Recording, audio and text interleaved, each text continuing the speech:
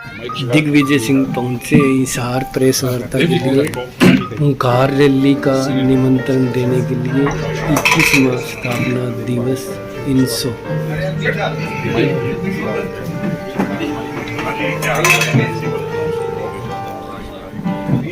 Indian national students organisation का 21वां स्थापना दिवस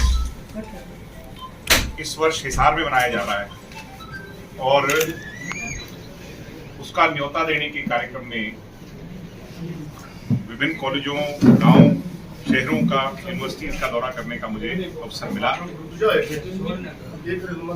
जितना उत्साह और जो इस बार विद्यार्थियों में जोश है, मैं ये मानता हूं कि ये 21वीं सदी का 21वां स्थापना दिवस इनसो का छात्रों का सबसे बड़ा जमावड़ा होने जा रहा है। हजारों छात्र प्रदेश और उत्तर भारत के कोने कोने से हिसार में उस दिन आएंगे, जहां डॉक्टर अजय सिंह चौटाला जी जो इनसो के फाउंडर हैं, उनके मार्गदर्शन पर चलने का काम करेंगे, उनके दिखाए रास्ते पर आगे बढ़ेंगे। वहीं हरियाणा के यशस्वी ओजस्वी उप मुख्यमंत्री भाई दुष्यंत सिंह चौटाला से ऊर्जा लेकर के आगे छात्र हितों की रक्षा करने के लिए प्रेरित होंगे। ऐसे में सभी तैयारियां, आज मैं मंडी का दौरा भी करके आया हूं, जहां रैली का स्थल है, सभा का स्थल है। छात्र हुंकार रैली की सभी तैयारियां पूरी कर ली गई हैं।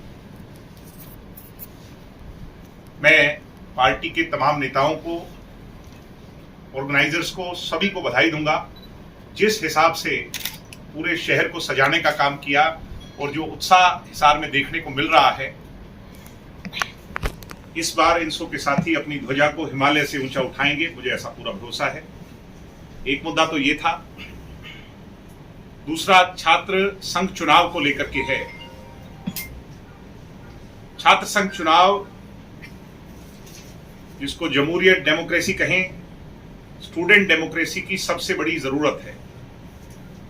सरकार का वादा 2018 में गुरु जम्बेश्वर यूनिवर्सिटी 22 फरवरी का हम याद दिला रहे हैं, बार बार दिला रहे हैं, और मुझे उम्मीद है कि सरकार जल्द चुनाव घोषित करेगी। दिल्ली, चंडीगढ़ और अन्य प्रदेशों के साथ हरियाणा के अंदर भी विद्यार्थी चुनाव, छात्र संघ चुनाव, स्टूडेंट इलेक्शन जरूर। ये दो मुद्दे थे, इस पे आपसे चर्चा करने के लिए आए। शहर में एलिवेटेड प्रोजेक्ट हो, एयरपोर्ट हो, ये रेस्ट हाउस जहां हम बैठे हैं इसका नवीनीकरण हो, बहुत सारे प्रोजेक्ट्स माननीय उप मुख्यमंत्री जी की कलम की ताकत से विकास की गति को यहां पर बढ़ाया जा रहा है। हिसार के लिए जो उनका विजन है, सरकार में सहयोगी रह करके दुष्यंत जी जो काम इस शहर के लिए, अपने शहर के लिए, अपने हिसार के लिए कर रहे हैं, वो काबिले तारीफ है। तो मैं आप सबको जहां इनविटेशन देता हूं, क्योंकि हरियाणवी में क्या करें, बिना बुलाए तो पड़ोसी के भी नहीं जाया करते, तो ये हमारा कार्यक्रम है, उसमें मेरा इनविटेशन सबसे पहले हिसार की मीडिया आप स्वीकार करें, मेरा परिवार स्वीकार करे। और मुझे उम्मीद है कि जैसे आज आप लोग आए हैं, ऐसे ही 6 तारीख को अपनी ब्लेसिंग स्टूडेंट्स को देने और आप वहां पहुंच करके उसको कवर करें, तो उससे जहां युवा साथियों को प्रेरणा मिलेगी, हौसला अफजाई होगी। आपकी शाही से और आपके कैमरों से दिखाए गए विजुअल से जब उन युवाओं का जोश पूरे प्रदेश के कोने कोने, देश के कोने कोने तक जाएगा, तो उनको हौसला मिलेगा। आप सबका धन्यवाद, आपका स्वागत 6 तारीख। सर, 6 तारीख तक अगर इन्होंने कहा है कि 6 तारीख तक अगर चुनाव की घोषणा नहीं की करती है सरकार, तो यूनिवर्सिटीज में ताला लगाया जाएगा, हड़ताल की जाएगी। अभी आंदोलन का रूप क्या होगा वो तैयार नहीं किया गया। एक दिन में ही ताले लगा करके फैसले नहीं हुआ करते। हमें स्टूडेंट्स के बीच में जाना है। नई पीढ़ी यूनिवर्सिटीज में, कॉलेजेस में आ चुकी है। उन लोगों का कॉन्फिडेंस जीतना है जो हमने पहले जीता। अब दोबारा जाकर के जीतेंगे, उनसे चर्चा करेंगे, वो चाहते हैं तो उनका साथ लेंगे और सरकार के साथ। सरकार पीछे क्यों हट रही है चुनाव करवाने से? ये तो सरकार के प्रतिनिधि बता सकते हैं। मैं सरकार का प्रतिनिधि नहीं हूं और मैं तो अब तो छात्र नेता भी नहीं हूं, अब तो इनसो में भी नहीं हूं। मगर जब था तो मैंने आपके साथ मिलकर के इसकी लड़ाई लड़ी थी। आपको याद होगा सरकार नहीं मानती थी, मगर वो कहते हैं कि महात्मा गांधी के देश में डेमोक्रेटिक तरीके से किए हुए प्रोटेस्ट की ताकत बहुत बड़ी होती है। जो ये कहते थे कि ये बंदरों की फौज है, 2-4 दिन बैठेगी चले जाएंगे, और हमने अपनी ताकत से, आपके कैमरे के सहयोग से, आपसे, आपकी कलम की ताकत से सरकार को झुकाया। कलाकार कौन कौन आ रहे हैं जी? कलाकार जो इंसो है उसने बहुत सारे कलाकार साथी जो हरियाणा से भी, क्योंकि कई बार ये लगता था कि दूसरे पंजाब के और साथी ज्यादा आते हैं, मगर इस बार हरियाणा के कलाकारों को भी ज्यादा प्रोत्साहित करने के लिए उनको अवसर यहाँ पे इस कार्यक्रम में शामिल होने का मिलेगा। चाहे वो हरियाणा के, अब कलाकारों के नाम तो मुझे एमडी हो गया, MC स्क्वायर है जिसने बड़ा नाम रोशन किया है हरियाणा का, हमारी बहन है प्रांजल दहिया, वो आ रही हैं, और हैं गिरी कमन है, फाजिल पुरिया है, हनी सिंह है, अल्फाज जी हैं, सभी लोग आ रहे हैं शामिल। पॉलिटिकल लोग कौन कौन आएंगे?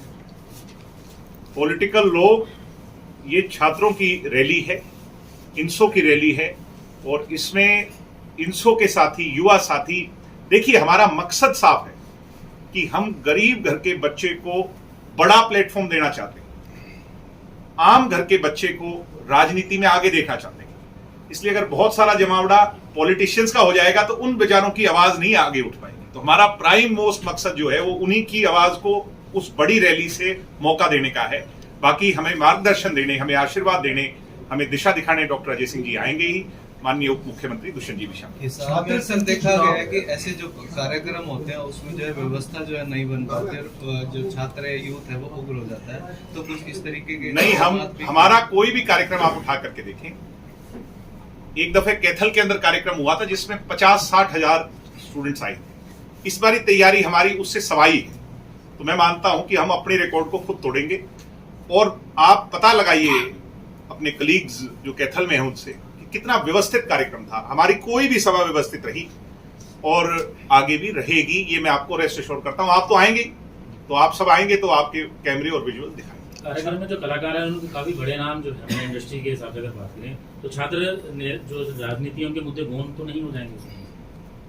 छात्र राजनीति के मुद्दे तो बिल्कुल भी उसमें नहीं दबेंगे जब तक कि मीडिया सिर्फ अगर उन्हीं पे फोकस करे। अगर आप अपनी कलम से ज्यादा छात्रों के बारे में लिखेंगे तो नेचुरली छात्रों के मुद्दे आगे जाएंगे।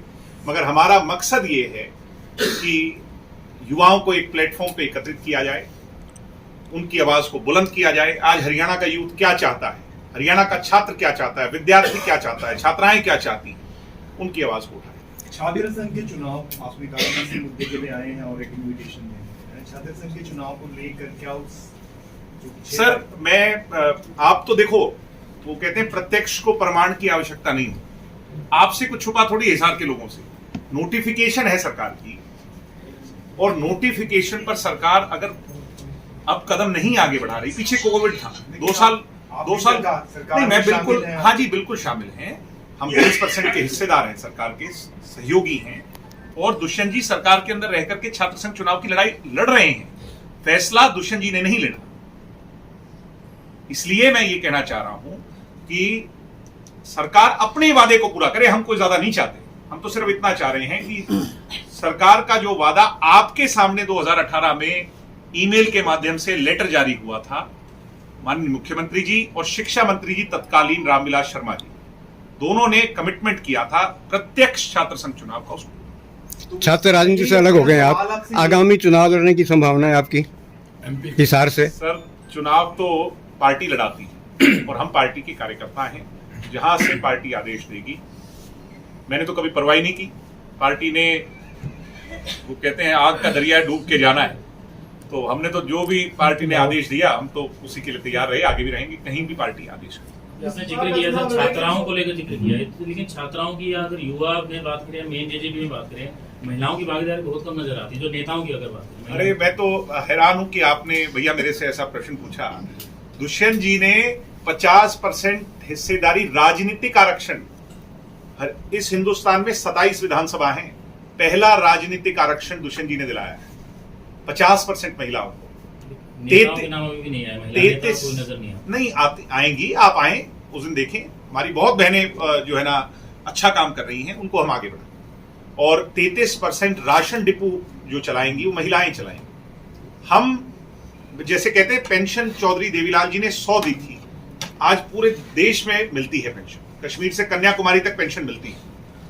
दुष्यंत जी ने 50% आरक्षण महिलाओं को राजनीतिक दिया है, ये भी थोड़े दिन में सारे देश में लागू हो जाएगा। ये जो लॉ जलाई है ये क्रांति बन जाएगी।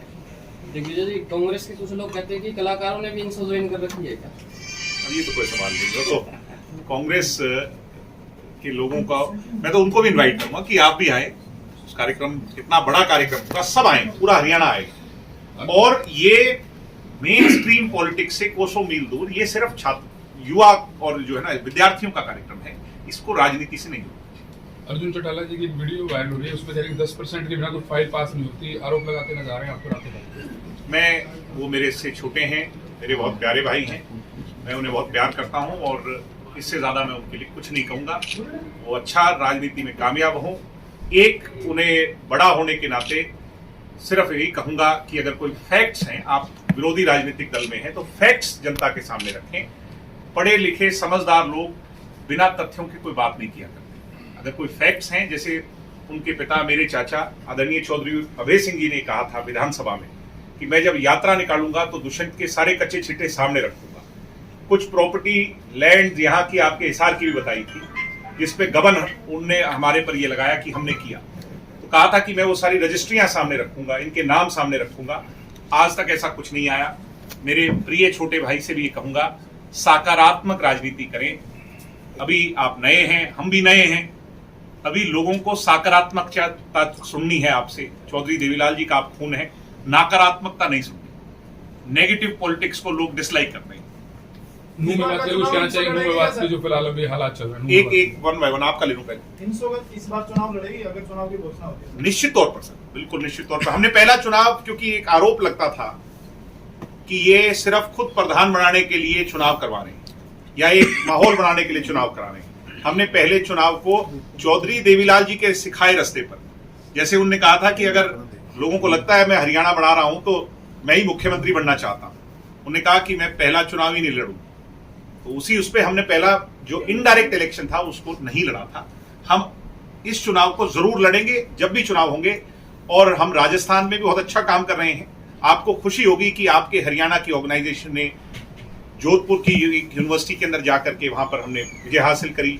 ऐसे ही हमने अन्य प्रदेशों में, पंजाब में आज हमारा जनरल सेक्रेटरी है पंजाब यूनिवर्सिटी में, दिल्ली यूनिवर्सिटी में कई कॉलेजेस में हमारे प्रधान हैं। बहुत अच्छा काम इंसो कर रही है और ये एक रिफॉर्म है, सिर्फ पॉलिटिक्स नहीं करती इंसो, सिर्फ छात्रों के मुद्दों के नहीं, एक सोशल एजेंडा पे भी बहुत बड़ा काम करती है। आपने देखा 10,800 नेत्रदान कर Guinness book of world record आज भी इंसो के नाम।